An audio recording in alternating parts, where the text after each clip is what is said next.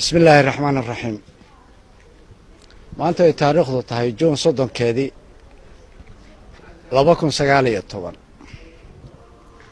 waxaa lagu dhawaaqay xukunkii maxkamadda darajada koowaad ee gobolka Nugaal.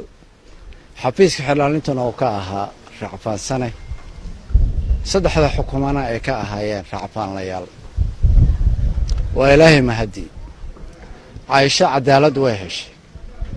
maxkamaddii darajada koowaad iyo maxkamaddii racfaanka oo ah laba maxkamadood oo mowduuci ah way ka heshay cadaalad.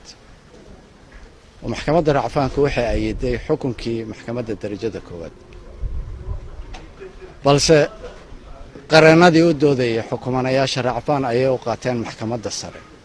محكمة السر وامد قانوني ما أهم موضوعي وضدي لبضي كلامرين أي مريض إن شاء الله تعالى واي وحنا كوكل صونا عديمها نوهينو عجة بين كرتا قرنا ذونا وما بسلا mana hayaan cadeemo ay ku burin karaan iyo cadeemo ay dib ka keenin karaan intaba.